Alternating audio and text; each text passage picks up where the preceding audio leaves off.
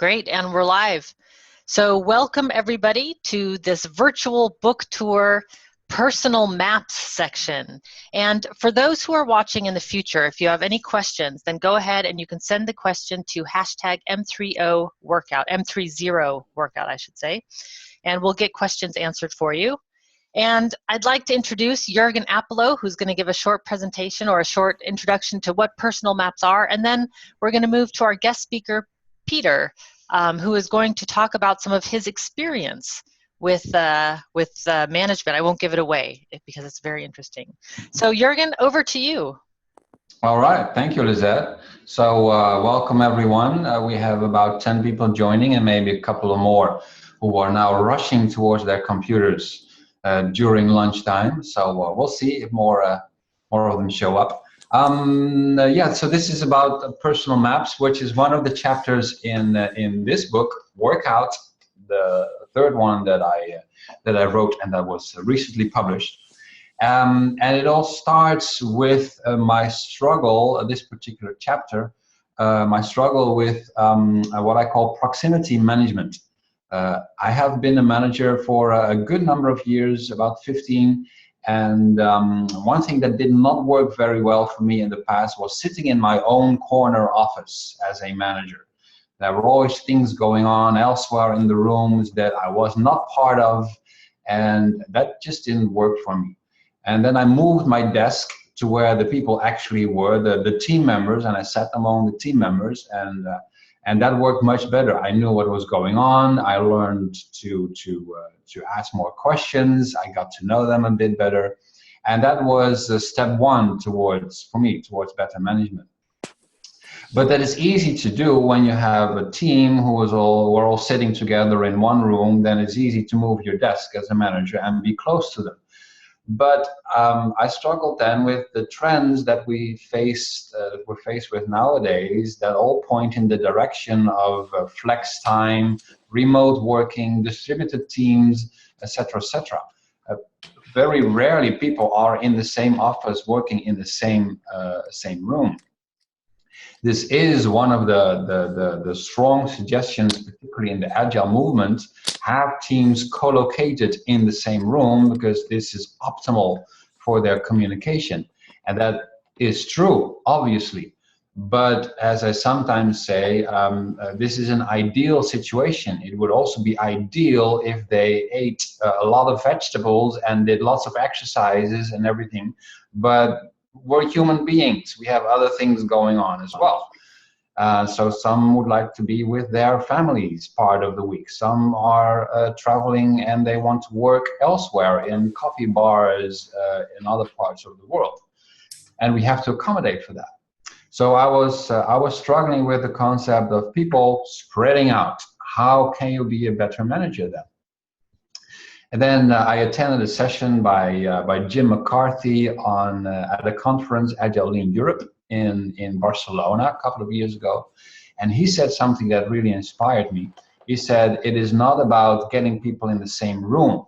It is not about the geographical proximity. It is about the mental proximity between people, making sure that their minds are closer, not their physical bodies. That is just a means to an end. And that resonated with me. I thought, well, then the co-location is just one means to an end, one way of achieving it. Maybe there are other avenues to getting people closer together in a mental way. To give you an example, I just shared that I will be flying to San Francisco and Portland this next couple of days. I will be seeing my best friend. He lives in San Francisco. I'll be staying there for the weekend. He's still my best friend, no matter where in the world we hang out. So this is possible, obviously.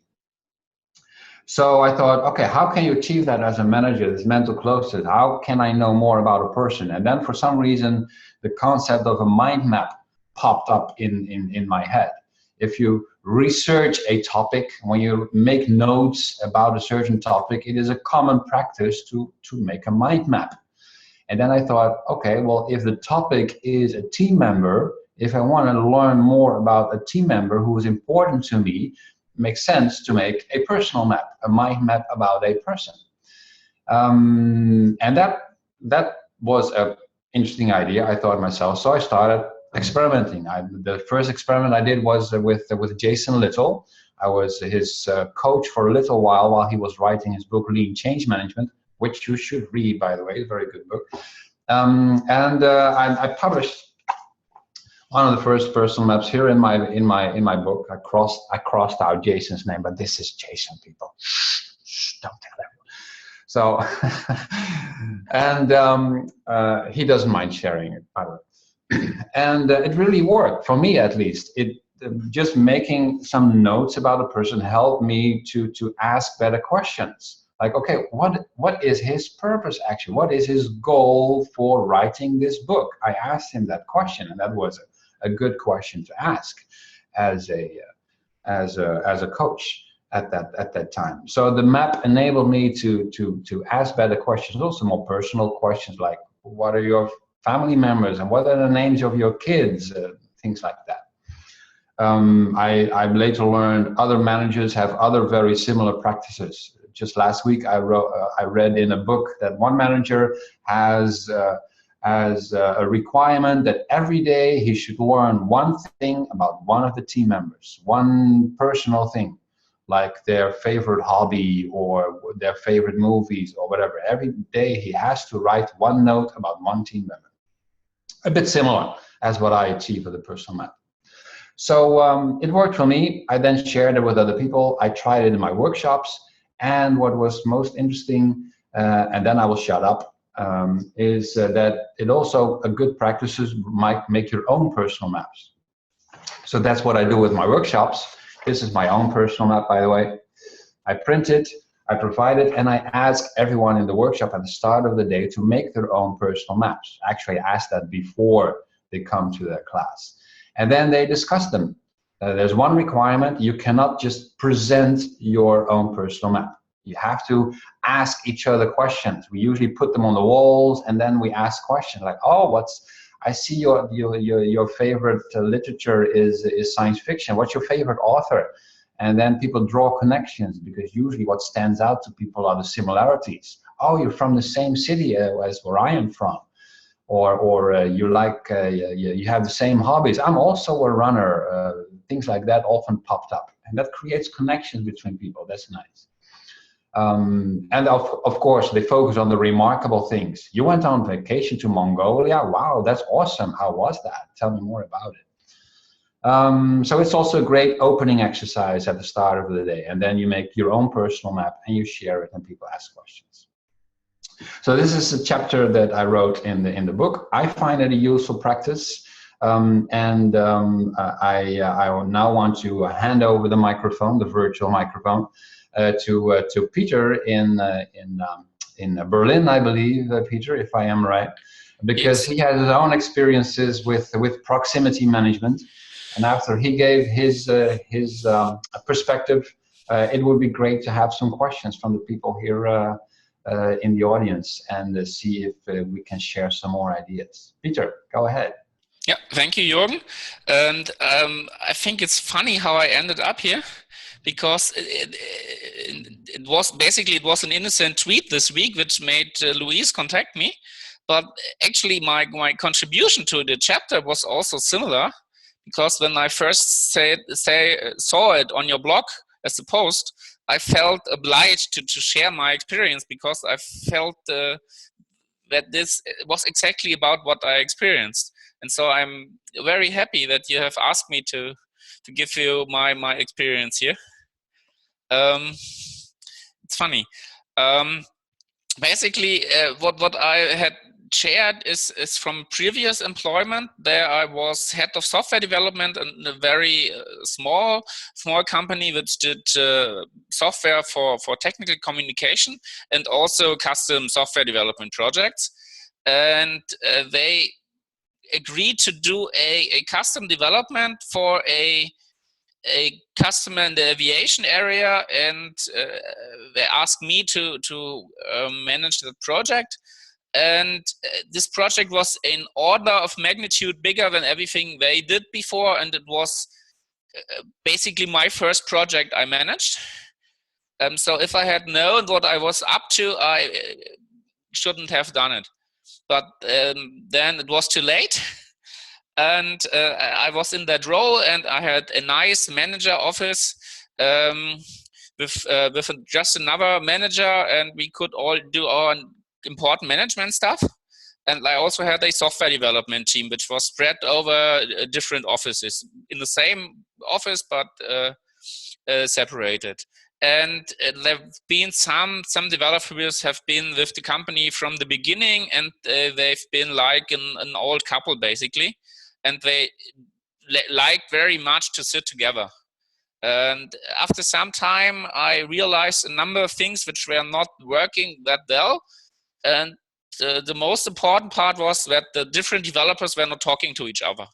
Each one was focusing on their individual module, and they had some progress, they had some setbacks, but there was no feeling or no atmosphere that they were working on the same project.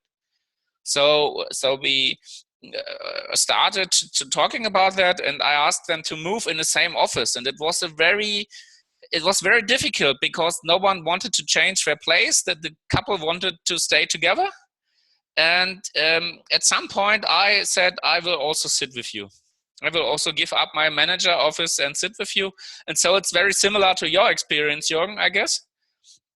And I actually did not thought much about it. But it had for me, a surprising and very big effect. First thing was that actually changing places got a lot easier. And the second thing is the same with your experience, that I started to understand what they were talking about, what were the actual problems. And also it was a lot easier for the team to ask me questions because they don't have to come to my office. So this was tremendous. And then the project got quite challenging and very stressful for everyone on the team, and it was helping to sit together. And then I was thinking what I will talk about today. I remembered then when I met the customer in London, basically the team was on standby and waiting for any news from me. So when I left the office, I still was part of the team, and we were still on the same page. And this was during the project, and afterwards it was a really big change that we had not the same but a very similar mental model about what we are doing. And so we could pick up where someone else left and continue to work. And also we had achieved, I think, a very efficient way of communicating. So that was definitely related to be sitting with the team. And so for me, this was one of the essential things we did to have a successful project in the end.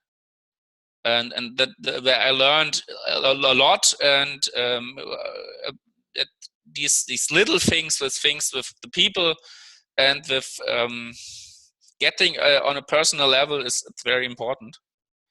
But later I also learned, let's say, some disadvantages this can have, because what we always had in that company was a level of trust in the whole, at least in the whole development team, but I would also say in the whole company. But still, people were from time to time complaining that I am also at least be able to control them, to watch what they are doing. And it was more difficult for them to talk about me and make jokes or whatever, because they had to use Skype or leave the room or whatever. So this is something I think this can also be important and can be an additional reason to move from time to time. And maybe sit with another team to give them room to relax and to make jokes and then to return. And yeah, that's a fascinating insight. That indeed it has benefits and drawbacks. When you move yourself around, then many people say it's easy to communicate, you learn more, you can help people out. But often I also hear that managers disrupt self-organization sometimes. They Not only because they have different kind of work, so sometimes they are more intrusive in their work style and distracting teams, but also teams can become more dependent on the manager being around. So it is good to move away, indeed, as you said, so that they can bond better together instead of with you. Yeah. I would say a good component was that I was on parental leave for a month during the sign-off phase of the project. So it was not planned, but it was also a big learning for myself that the team is able to continue working without me, and they also learned themselves. It made it a much more relaxed. I learned to be much more relaxed in that regard. So and then I reflect on that time. One thing was that, especially with conflicts, I tended to intervene and don't let them or give them the chance to solve them themselves. And this is also something I see at my current employer, where we have the head of development in the same room, and I see a big tendency for managers to go into micromanagement, especially if there is not the foundation of trust between the manager and the team. And if the manager has the impression that something is not progressing as he would like, it's a strong desire to step in and tell the people what to do. Exactly. So you need to be very aware of the different approaches and consequences. I will be flying with Virgin Atlantic this weekend, which reminds me of Richard Branson. Actually, there's a personal map of Richard Branson in the book, coincidentally enough. And he said in one of his books, like a Virgin, he said that he does not want to be sitting or hanging out with his teams because it makes them dependent on him. So he only wants to fly around, which is easy when you have your own airline, I suppose. But he doesn't want to be full-time with teams because he is disrupting their capacity to self-organize. And this is, I think, the talent that you need to develop, the awareness as a manager. Should I be sitting with them for a while, or should I be stepping back and let them go at it alone without me and just peek around the corner every now and then? I think different teams will need different approaches. And it's interesting to hear you have the same experience there, Peter. Did you also move around different teams in the past? Because that's what I did. Like after a couple of months, I moved my desk and went to sit with another team somewhere else. Do you have something similar? I did that, and I do that a lot at my current company, even if for other reasons. It's mainly that there are not enough places to sit, and if the teams are grow, you have to find a place to work. But that made me switch between teams quite a lot. And right. It is interesting, but it has also an impact, especially because the teams ask, why are you moving to us? Are we not performing? Do you need to watch us? Right, they didn't trust that. Are we not important anymore? Yeah, that's also the signal that you send by moving your desk to somebody else. So, oh, do I need your help apparently or something? It's also interesting with our receptionist, because she has to look for me and I'm always sitting somewhere else. That's another problem to solve, yes. Okay, so this is typically all these are the typical aspects of proximity management. Moving your desk around, walking, management by walking around is another famous practice made famous by Tom Peters, I believe. The Gamba walk, it is called in lean terminology. But as I said, this is a means to an end. The goal is to get closer distance between the minds of the people. And if you cannot walk around because you have a distributed team, like I have with Lisette and Sergey and Louise and Jennifer and everyone, we're all working across Europe. I cannot sit with my team members. Our sitting together is 3 times per week on a hangout, on a Zoom call, and that's it. So you need other approaches, and that's what personal maps can do. Even if you're sitting together. I remember one of my last teams that I was physically together with, I was sitting together with a software developer who was sitting next to me, and it could happen that we hadn't shared a word during the whole day. We were so focused on our work, on developing software, that we only said hi in the morning and see you tomorrow. And I felt embarrassed in the evening of not even having asked one single question. So even then, I think personal maps can help you out and be more interactive with others. So thanks, Peter, for sharing your story. I think it's time for somebody else to offer their insights or maybe ask a question. We have at least 8 people here. So does anyone just raise your hand if you have something that you want to ask or share, and then we can talk about that. Okay, maybe I have. Hi. All right, I see Douwe and Anna. I think I saw Douwe's hand just a little bit early. So Douwe, you go first, and then Anna. When you have created a personal map, you know something about a person, but you can extend it as well. If I see it in your book about Richard Branson, that's a big one. But then you know something about someone. But really, is it then? Then you throw it away, or is it necessary to look up it again because you have a lot of contacts? Well, that's a good question. I remember my mother had a birthday calendar on the restroom for years, where she wrote all the birthdays of all the family members and friends, and everyone could see that. There was a very public personal map, I suppose, with just one kind of information, birthdays. But she did that so that she knew when to send the card or buy a present. So there was a very positive intention behind it, of course. And it's the same with a personal map. If I make it of myself or somebody else, in this case, your question is about somebody else's map, it should be relevant somehow. I mean, it doesn't make much sense to write down what the person's history was in terms of all the movies that they saw, because what is the point? It's not useful. But I think it is useful to know at least a person's names of their direct family, their spouse and their kids, because this comes up in conversations. And it is embarrassing to ask a half a year later, by the way, what was the name of your spouse again? The person had already told you twice. And it is well known that writing things down by hand is much better for people to then remember such seemingly trivial details. But if you write it down, at least you commit to caring about your team members.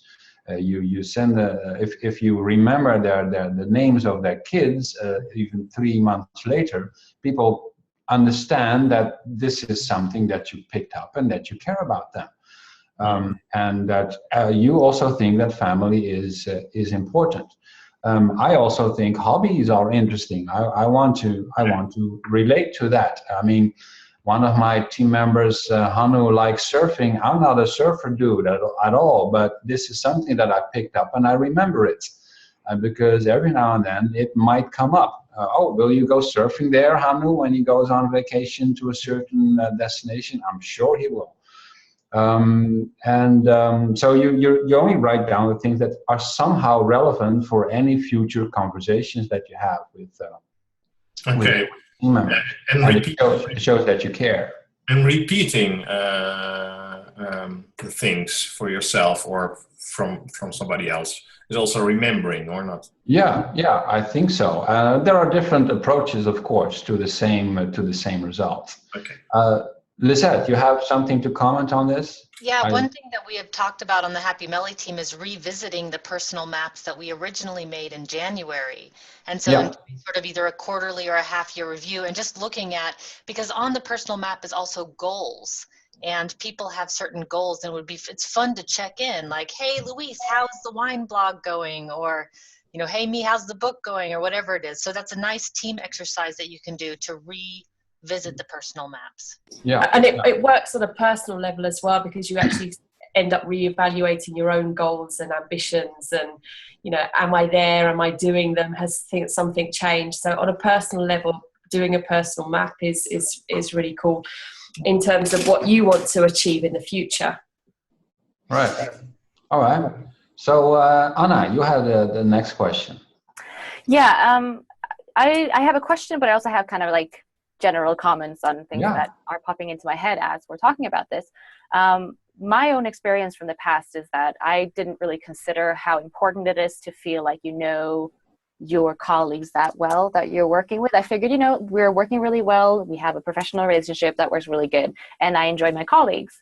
But recently, we had another person join our team, and it was so clear how valuable it was to actually realize that this new person who joined the team, is someone that I have a lot of things in common with, that I quickly connect with, and that it was really quick to get into a common lingo where you feel like you're on the same kind of wavelength.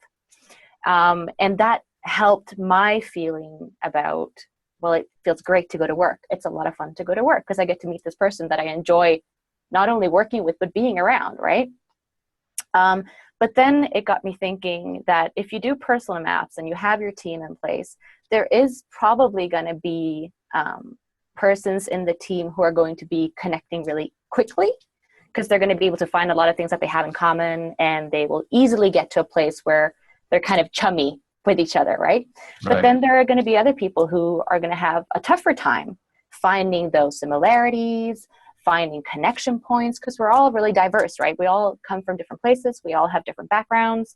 So how would you, in a team setting, deal with that situation where you have a couple of people where you maybe as a manager or as a leader would be able to see, well, those people are connecting really well, but I see this one person who is having trouble connecting with maybe the whole team because they're not seeing connection points. They're not, being able to hook into each other. Yeah. How do you deal with that kind of situation? Well, it's a great question. It seems a bit similar to the topic introvert versus extrovert that comes up frequently in my workshops, where some people communicate more easily about themselves and others don't. You see the difference also in the personal maps when people share them. Some are. Some look a bit like the curtain that you have behind you, a lot of things on the personal maps, and some have very clear, simple ones with only a few little bubbles, and that's all they share in the first iteration, and then you need to ask for more. So what I find working really well, at least in my workshops, and also when we did this in the Happy Melly team, is that others have to ask questions. So that balances things out. If one of our team members, Jen, is a great communicator, she asks a lot of questions, she shares a lot of things, and we have team members who are not as vocal and communicative as she is. But she will compensate for that. She will ask lots of questions about that personal map where there are only a few bubbles, because Jennifer will want to know. It's the same with me. I mean, with me in my relationship with my partner, I'm usually the one who spends 1 minute telling about how my day went, and then I stop. Then I need someone to ask me questions. Okay, and then what happened? Because I'm the introvert, I don't go on and on and on for 20 minutes until people say, stop it, please, we know enough now. And then I think in a team, you can set things up in such a way that the introverts and extroverts balance each other out, because the introverts, when they ask a question, they're often very good ones, because they spend more time thinking. I think that's the benefit of people not presenting themselves, but asking each other questions. That's how I approached it, but maybe others have other experiences. Any other questions? Wojciech? Yeah, I had a maybe somewhat different experience. I'm thinking that those personal maps might be a good tool to get the important information you might miss otherwise. So I've been working on the team in this project that I'm currently in for about 2 years right now, and it's mostly consists of young people, except for me. I'm a dinosaur. So we always seem to have a very good like personal relations. So we've got about 20 people, and the small talk, the common going out to a pub or to a gym or things like that, they always worked, perfectly well. And out of the blue, I had like 2 or 3 members of the team. They just, sent me a text message. Can you visit me, urgently? I've got something important to tell you. And they were ready with the, resignation form for me to sign. I quit. I mean, what do you mean you quit? What happened, right? So we always. So I'm in the office. Sorry. Yeah. So it seemed that we knew each other, pretty well, really, and we were getting along really well. But it seemed that all this small talk and friendly conversation, we missed important information because a couple of people did or never express their professional needs, really. So they said, okay, I quit because no one here respects my Java skills, right? This is one of the comments that I heard, right? And I just realized I never knew that this was that important for that particular person, right? Until it was too late. So even though we were sitting together, we seemed like we connected very well each other, right? We didn't have any problems with communication. We did have a problem with communication. I think could potentially maybe be helped in the very beginning by somewhat maybe more organized approach to to learning about each other, and maybe the personal map could be very helpful thing if you plan it. Let's have a left hand of the picture with personal stuff, and right hand of the picture, right hand side of the picture maybe with professional expectations, things like that, so that you don't miss an important area that might be a reason for a sudden unexpected failure at some point, right? So I'm looking at those personal maps as a kind of a tool to help me, prevent such problems in future. Right? Hopefully, maybe. Yeah. Okay. Well, that's great. Great input. Indeed, I remember feeling in a similar way a number of years ago when someone shared something with me that they had been struggling with for months, and then my first reply was, well, why didn't you never tell me? And then, the reply was, well, you never really asked for my personal, after my personal contacts. And then, that makes you feel bad a little bit. At least I had that feeling as a manager, being confronted with indeed always asking professional questions and stuff about the work. And if that seems to be going fine, then we can make the assumption that everything else is going fine as well with the person at the personal individual level. But that may not be the case. So we are obliged in the interest not only of that person, but also of the organization to ask them a bit deeper questions every now and then. And you need a tool for that, just a reminder to ask you these questions. As I said, I read about one manager who had it on his task list once per day. Ask one question of one person, something personal. And that's similar, but I use personal maps to achieve the same. I saw a hand go up there. Peter. And I just thought that another thing for me in the same situation was that I lost contact with my boss, which was a core reason that I left the company, and might be an unintended side effect of me moving away from him to the team. Because he was so busy and I was busy, and we had just not enough time we spent with each other to talk about important things and basically have the same vision for the company and for the direction of the development. And so we lost that connection. And then we once had that. Yeah.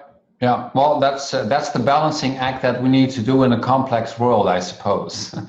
The more you invest in connection with one person, the higher the chance that you lose connection with others. So it's watching all those connections around you that is the hardest part, I believe, at least in my work. I have so many connections, but almost all of them are thin, shallow connections with lots of people that I know around the world. I have only very few big fat connections with some of my closest friends. But yes, I tend to forget about my closest friends because I communicate with 10,000 people throughout the week. Throughout the year, not the week. That's a balancing act. And managers have the same at a smaller scale within one organization, I'm quite sure. Any other hands going up? Some input? I see Philip. Yes, question or comment? Yes, 2 questions. So did you experience any issues with concerns of privacy? Because that's personal information that's being recorded, maybe in the hands of a manager. So I could think of situations or people who wouldn't like that. Right. So that's a great question. It also popped up earlier. I actually wrote about it in my book. I understand, at least in some countries, actually, this seems to be a more sensitive topic than in others, particularly in Eastern Europe. I noticed there is experience with government agencies who have recorded information about people in a secret way. And of course, recently we know all about what happened with the Snowden and NSA affair. Yes, this is the context within which we work. But as I gave the example of my mother, I don't think anyone in our family or friends social network was against my mother writing down birthdays of people so that she was able to send them a birthday card. How can you be against that? She was not trying to be a modern, an old-fashioned form of the NSA. It was with the best intentions. And you need to be on that side, obviously, with this practice. So perception can be managed. I think the safest way to do this is to be completely open and honest in your approach, as we have been with Happy Melly in our team. We shared our own personal maps, and that was a great opening exercise for a new team. And every now and then I make my own little notes of what somebody said, what the name of a spouse was, or whatever. And I may compare my own notes with the next iteration that we have on our team, where we extend the personal maps. And then maybe it can happen that one team member has a new version of their personal map, and I say, well, last month you said something to me that I don't see it on your personal map, but I think is actually quite important. It is a concern. I agree. I do not have a ready-made solution for it, because this is all perception in the minds of people. They have experience with NSA and Stasi and KGB and you name it. So you need to steer clear of that any kind of connection there. But go ahead. So you didn't get in these situations with the actual concerns. I haven't, no. But I am in the fortunate position that I have a great team who believe in the purpose of our company, and we share the similar values, not the same, but similar values. We notice in the way that we work together that there's nothing devious behind anything that we do.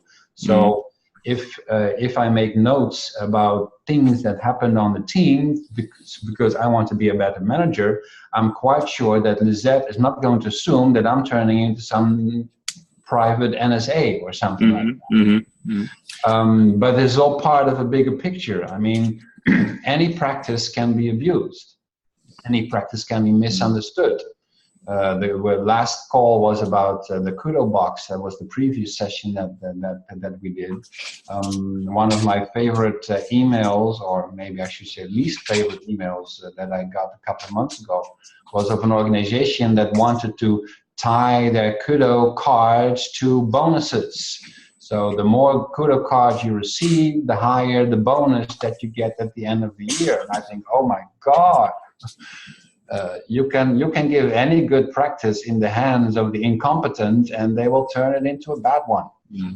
Same with personal maps. If the culture is not good, if the mindsets of the people are not right, I'm sure they will destroy the idea of personal maps, and people will make bad assumptions about the intention. That happens. I have another more technical question. Go ahead. The first level of bubbles around the name, they're fixed categories. Are they really fixed, or do you change them from time to time, or for different purposes for your own personal map? Or so the categories, well, these are just categories that I came up with when I was writing the book. I'm sure they can be changed and updated and adapted. Actually, some people do in my workshops. They come up with their own categories, which I love, because obviously those are creative people, strong-willed and strong opinions. They decide for themselves what their personal maps looks like, and that's fine. There are, of course, things that I think are important, like hobbies will always be there. I want to have at least a sense of what keeps a person busy, offers hours. If it's movies or cycling or vacations or whatever, it doesn't matter. It's just a feeling of what kind of things they find important. So that's an important bubble for me on the personal map. If I come up with new ones, yes, I might update the template, but the one I have now is working fine for me. Okay, thank you. Good, nice questions. Anyone else has some more questions or topics? I think, is Fred raising his hand? Yes, Fred. Fred, hello, Fred. You have to unmute yourself. It's in the lower left corner, usually. Lower left corner of the screen. There's a microphone. Sorry, Yes. actually, I was saying hello. I'm leaving. Oh, you're leaving. Yeah. Okay. Well, thanks for joining from Rome, Italy. Thank you. Maybe see you next time. Thanks for joining. All right. Does anyone else have a question or comment? I just had a comment on what you were talking. I think it was Lisette who mentioned how you connect goals to the personal maps and how you check in with each other in the team. And I was just making a reflection that that's actually kind of like using your team as your coach, almost checking in on, well, I know you told me about this goal. How's it going? And just having that in your life does actually make you more successful at reaching those goals, because you have someone checking in with you. And that way you have the whole team kind of supporting you with that. And I think that's really great. A great way of using, I think, a personal map. That's great indeed. Like some team members, actually some of us on our team are very similar in the sense that we want to be able to work anytime, anywhere in the world, be completely location independent. That came up several times when we discussed our personal maps. And that is something that we can coach each other with, because this is obviously very important for some of the people on our team who are still with one leg in other businesses that are geographically dependent and want to get rid of several such connections and be able to work from the other side of the planet if they so desire. Some of us have achieved that, others have not, so we can help each other out and give each other some tips. And that is also, I think, important for teams to know what people's personal purposes and goals are, because not only the team as a company and as a team, we have a purpose. That's why we got together, because we want to achieve something together. But on the other hand, this collaborative venture should also offer something for those who are participating. They want to get something out of it. And I have my own goals as a professional writer and speaker, and I love having a team, because it means that I have lots of experiences that I can share in my speeches and in my books. But the reason that Louise joins or Lisette or any of the others is quite different. But we find each other because right now we like working together. And indeed, it can become sort of a peer coaching thing that then emerges. That's very nice. All right. So how are we doing time-wise, Lizette? I was just You're going the to say, ruler here. time's up. Time's up. We're time's up. Time's up. And in the future, we're going to experiment with a follow-up Twitter chat to these calls, so that we'll just move right into a Twitter chat format after these calls. But for now, if you have further questions or if you think of something after lunch, you can tweet to #M30workout, and Jurgen will answer, or one of us will answer. So thanks for joining, everybody. Really perfect. Yes, thanks for joining. And thank you, Peter, for Thanks, sharing Peter. your experience with us. Yeah, it was a pleasure. Really good. Indeed, it was very nice to hear somebody else's perspective. We try to do that every time from now on, so that I am not the only one talking. I talk all the time in my job. It's nice to hear somebody else's stories every now and then. So thank you, Peter, for that. And everyone, enjoy your weekend. Maybe I see some of you on some of the other calls that we have this year. Look forward to that. Great. Right. Well, we'll sign off here. Okay. Bye. Bye-bye. Thanks, everyone. Bye. Great. Thank you. Bye, guys.